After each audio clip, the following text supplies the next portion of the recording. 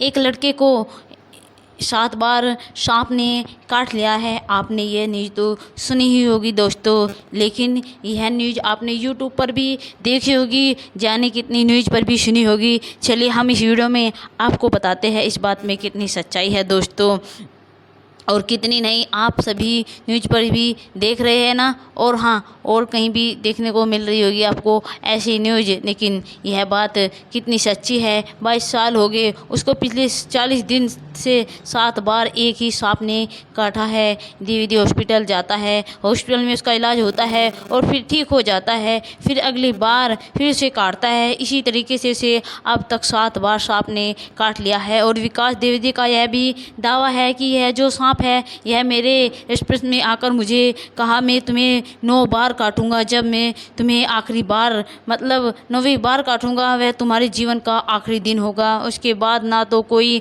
ओझा तुम्हें बचा पाएगा और ना ही कोई तांत्रिक तुम्हें बचा पाएगा, और फिर फकीर हुए बचा पाएंगे। दोस्तों यह मामला टूल पकड़ा सारे लोगों तक पहुंच गए। यह तो एकदम आश्चर्य करने वाली बात है दोस्तों कि भाई ऐसा कैसे हो सकता है। और फिर इस चीज़ की जांच के लिए एक टीम गठन की जाती है, तो पता चलता है कि विकास द्विवेदी का सांप ने सिर्फ 1 बार काटा था। और लोगों का तो यह भी कहना है कि यह सब जो कुछ भी किसी विकास द्विवेदी ने वो सिर्फ वायरल होने के लिए, पॉपुलर होने के लिए यह सब किया। तो दोस्तों विकास द्विवेदी की जो 7 बार सांप काटने की घटना थी ये झूठी निकली, लेकिन आज जो कहानी में आप लोगों के बीच में लेकर आया हूँ वो विकास द्विवेदी जैसी झूठी कहानी नहीं है, यह सच्ची कहानी है। और यह कहानी केरल में एक ज़िला या काम्बोस्टर, वहाँ पर एक लड़का रहता था और उसकी कहीं कहानी दोस्तों, यह जो कहानी है बहुत ही मज़ेदार होने वाली है। इस कहानी को सुनकर आपको भी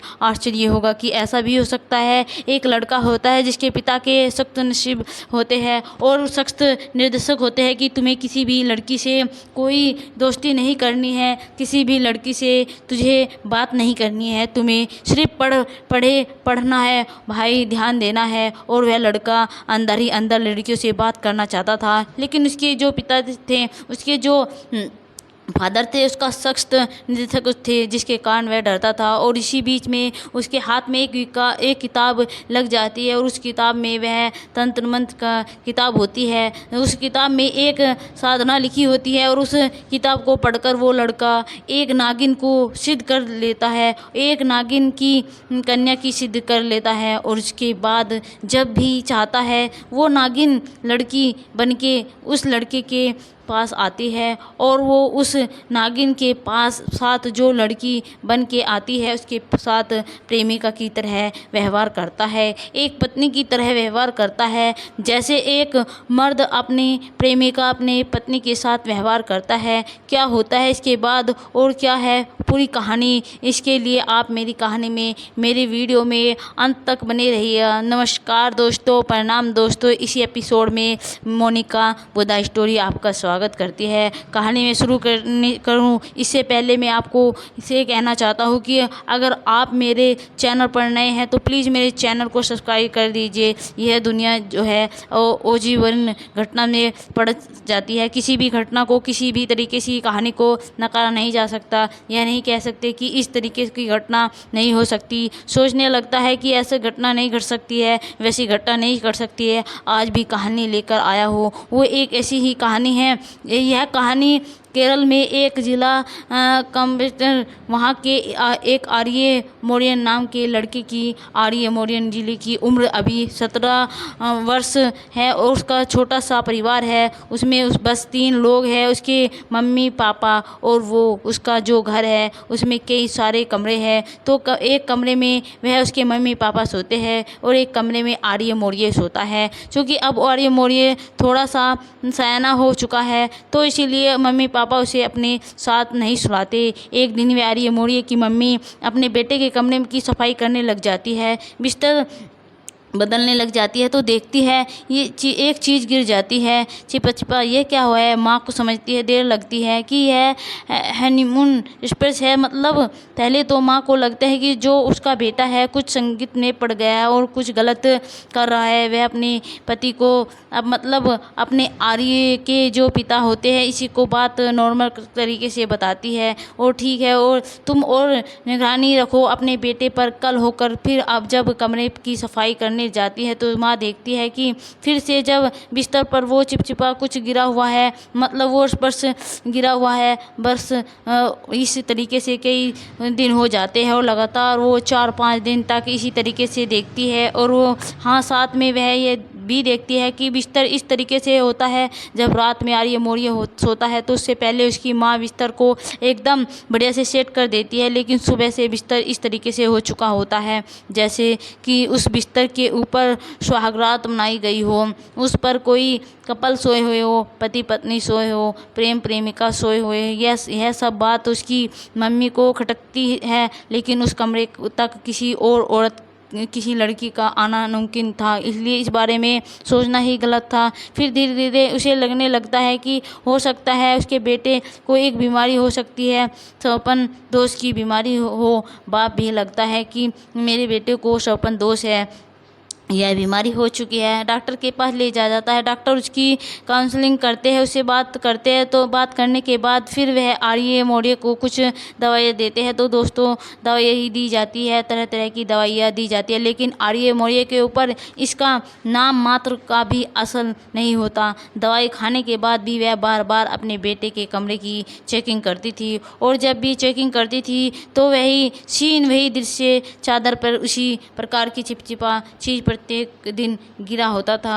और यह चीज़ माँ को और बाप को चिंतित कर रही थी। चिंता इस बात की थी दवाई देने के बाद भी जो उसका बेटा है उसी यह बीमारी क्यों नहीं जा रही है। स्वपन दोष में जो दवाई परमिट होती है जितनी भी दी जा सकती थी सारी दी जा चुकी थी, फिर भी उसको कोई नाम मात्र का सुधार नहीं हो रहा था। दोस्तों यह सवाल है यही इस कहानी में बहुत ट्रेंडिंग टॉपिक है कि इतनी दवाई देने के बाद भी क्यों सुधार नहीं हो रहा है आर्य मौर्य। के बाद जो डॉक्टर होते हैं साथ खड़े होकर डॉक्टर सलाह देते हैं कि हो सकता है कि आपके बेटे की कोई मानसिक बीमारी हो सकती है। अपने बेटे का इलाज किसी मानसिक रोग विशेष ने करवाए, किसी मानसिक चिकित्सा से करवाए। आर्य मौर्य के माता पिता अपने बेटे को लेकर मानसिक चिकित्सा व्यवसायी के पास जाते हैं, और वहाँ तक जाते हैं जो आर्य मौर्य के चाल चलने से हो मानसिक मनोवैज्ञानिक थे उनके भी दिखाते हैं, लेकिन उनका भी कोई फर्क नहीं पड़ता। और फिर वह बड़े प्रेम से बात करते हैं, उसका भरोसा जीतते हैं और फिर उससे बात करने की कोशिश करते हैं। उसके बाद आर्य मौर्य को जो डॉक्टर को बताता है यह सुनकर आप भी अचंभा में पड़ जाएंगे, क्योंकि यह डॉक्टर के लिए भी एक अजूबा केस था। आज तक डॉक्टर ने भी इस तरीके की घटना इस तरीके की रोग का इलाज नहीं किया था। आर्य मौर्य ने डॉक्टर से बताता है कि जब मैं क्लास 10 में था उस समय में पढ़ाई में बहुत अच्छा था, लेकिन उस समय जब किसी लड़की को देखता था तो मुझे अच्छी लगती थी, और इसी बीच मेरे ही क्लास में पढ़ने वाली एक लड़की मुझे पसंद आ गई, और पसंद इस कदर आ गई कि मुझे उससे थोड़ा थोड़ा लगाव होने लगता है, प्रेम होने लगता है। मैं जब भी क्लास में बैठता था तो उसी के साथ बैठता था, जब मैं स्कूल में जाता था तब भी उसी के साथ जाता था, उसी के साथ जाता आता। इसी तरीके से हम दोनों के बीच में एक मोबाइल नंबर भी एक्सचेंज हो गया था। अब लोग फ़ोन पर घंटों तक बात किया करते थे। मेरे मम्मी पापा को इस बात का शक हो गया कि शायद मैं किसी लड़की से बात करता हूँ। एक दिन की बात है कि जब मैं स्कूल में आ रहा था तो उस लड़की के साथ मैंने उसके साथ में हाथ पकड़ लिया, और हाथ पकड़कर हम दोनों साथ साथ बात करते आ रहे थे। इस बीच मेरे मम्मी पापा वहाँ पर पहुँच जाते। इसके बाद जब मैं घर आता हूँ तो पापा मुझे बड़े प्यार से पूछते हैं और कहते हैं लड़की कौन है। मैंने कई बार नोटिस किया है कि रात में तुम्हारे कमरे में गुनगुने की आवाज़ आती है, जैसे कि तुम फ़ोन पर किसी से बात कर रहे हो। फिर पापा से कहते हैं कि अगर तुम्हारे और उस लड़की के बीच में कुछ है तो तुझे मुझे ईमानदारी से बात बता दो, बिल्कुल बुरा नहीं लगेगा। अगर तुम नहीं बताओगे तो बुरा लगेगा। उसके बाद मैं पापा की बातों में आकर पापा से सारी सच्चाई बता देता हूँ, और उसके बाद पापा मुझे परेशान करते हैं और यह कहते हैं, मेरी पिटाई भी करते हैं। तो मुझे 2 सप्ताह तक घर से बाहर भी नहीं जाने दिया जाता है। और जब मैं स्कूल के लिए जाता हूँ तो पापा कड़ी निगरानी रखते हैं।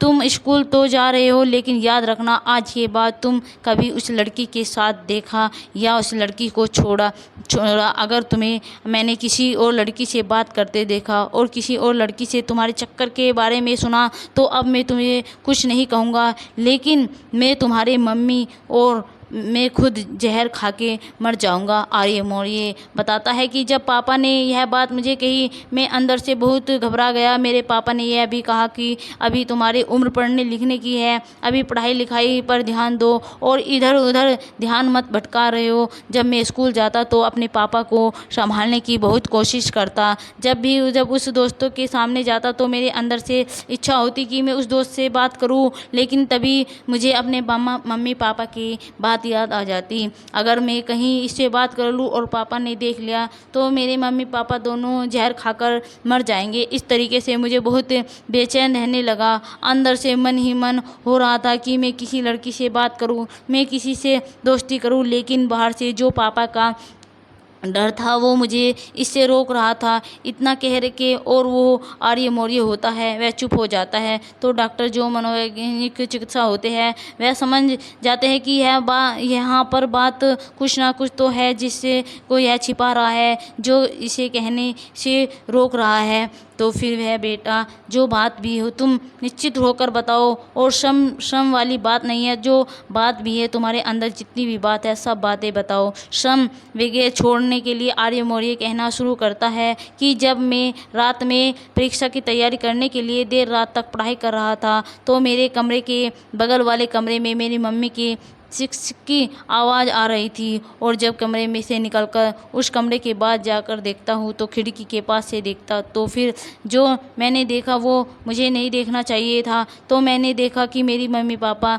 नग्न होकर एक दूसरे के साथ आपत्तिजनक स्थिति में है। वो देखने के बाद मेरा माथा एकदम सनक गया, और उसके बाद मैं वापस आपके पढ़ने की कोशिश किया, लेकिन मुझे पढ़ाई ही नहीं अच्छी लग रही थी, और इसी तरीके से आदी हो गया और मुझे एक तरीके का नशा हो गया। और वो देखने की मुझे टाइमिंग का पता चल गया था, और मैं हमेशा रात और उस समय का इंतज़ार करता था। रात में तो मैं देखता था और पूरे दिन में बेचैन रहता था। मेरे अंदर वासना की आग जलती रहती थी। मैं इन चीज़ों से बहुत बचने की कोशिश करता था, लेकिन मुझे बच नहीं पा रहा था। मैं अंदर ही अंदर घुट रहा था, और इसी बीच में मेरे हाथ में एक पुस्तक लग गई। उस पुस्तक में लिखा हुआ, वह पुस्तक भी तंत्र मंत्र की साधना की, और उस पुस्तक में लिखा हुआ था कि अगर आदमी चाहे से तो साधना के बल से, तंत्र मंत्र के बल से स्वर्ग की अप्सराओं को अपने वश में कर सकता है,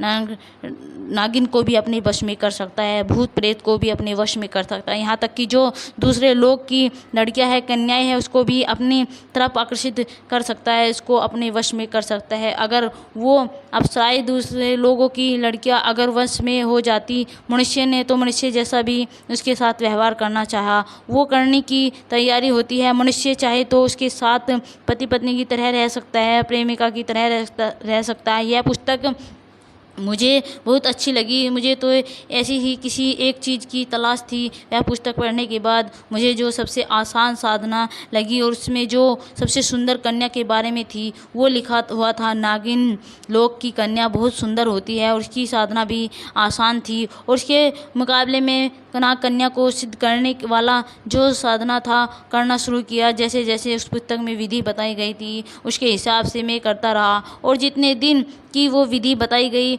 उसके बाद मैं आश्चर्यचकित हो गया कि जैसे जैसे उस पुस्तक में लिखी गई थी वैसे वैसे मेरे साथ होना शुरू हो गया। और फिर मानव चिकित्सा से ने पूछा कि क्या वास्तव में तुमसे कन्या सिद्ध हो गई। और आर्य मौर्य बताता है कि हाँ, मुझे एक नाग कन्या सिद्ध हो गई है। जब भी मैं चाहता हूँ वो मेरे सामने आ जाती है और मैं उसके साथ प्रेम प्रेमिका की तरह रहता हूँ, पति पत्नी की तरह रहता हूँ। डॉक्टर फिर उससे पूछते हैं, आर्य मौर्य से बताओ, वो जो नाग कन्या थी वह किस रूप से तुम्हारे पास आती थी? तो आर्य मौर्य बताता है कि वो एक बाहर से मेरे कमरे तक तो नागिन बन के आती थी, लेकिन मेरे कमरे में आने के बाद वो बहुत ही सुंदर लड़की बन जाती थी। इतनी सुंदर लड़की कि आज तक मैंने किसी को देखा नहीं। फिर वो जो मनोवैज्ञानिक चिकित्सक होते हैं यह पूछते हैं कि तुम्हारे और उस नाग कन्या के बीच, उस नागिन के बीच कोई शारीरिक संबंध भी बने? तो आर्य मौर्य बताता है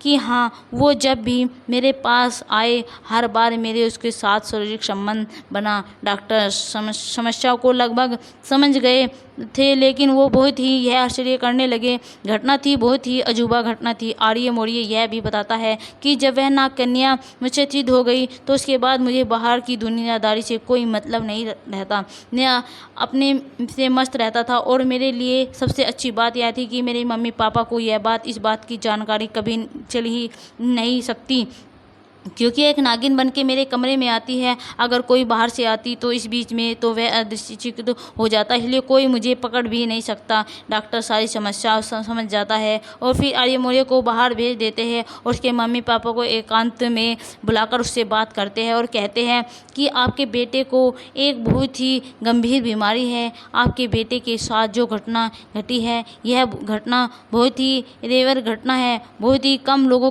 के साथ घटती है। ऐसा ही घटना केम्ब्रिज यूनिवर्सिटी में एक रिपोर्ट में छपी है, जहां पर इस तरीके की घटना एक लड़का के साथ हुई है।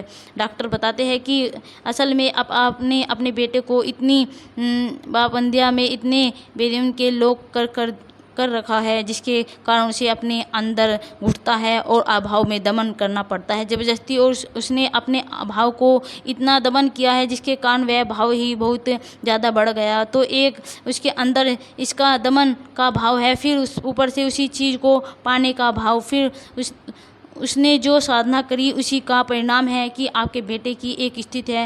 वह उसके मम्मी पापा को समझाते हैं कि असल में आपका जो बेटा है वह स्वप्न दोष से पीड़ित नहीं है। उसके साथ एक घटना घट रही है कि जैसे जैसे कोई आदमी स्वप्न में सोचता है जो किसी के साथ शारीरिक संबंध बना रहा है और इसका स्पर्श बाहर निकल जाता है, और वही घटना सेम आपके बेटे के साथ हो रही है, लेकिन वो स्वप्न से नहीं होता। असल में उसको जो सूक्ष्म शरीर है उसके ऐसा होता है जो बाहर के शरीर में से तो है कुछ नहीं कर रहा, लेकिन उसको जो सूक्ष्म शरीर होता है इसी क्रिया में संरक्षण रहता है, उसका जो वीर्य है बाहर निकल जाता है। डॉक्टर समझते हैं वीणा के तार को उतना ही टाइट किया जाना चाहिए जितना कि मीठा बोले, इतना टाइट कर दिया जाए कि टूट जाए। डॉक्टर आर्य मौर्य के लिए कुछ दवाइयाँ देते हैं और अभी आर्य मौर्य से ठीक है।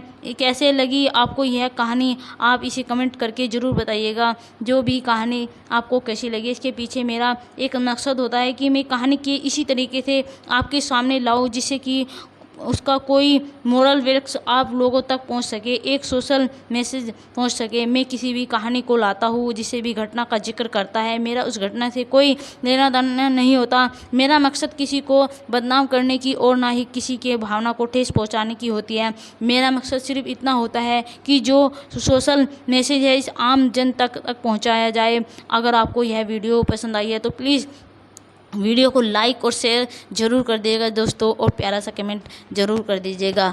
थैंक यू दोस्तों, बाय बाय, जय हिंद, जय भारत।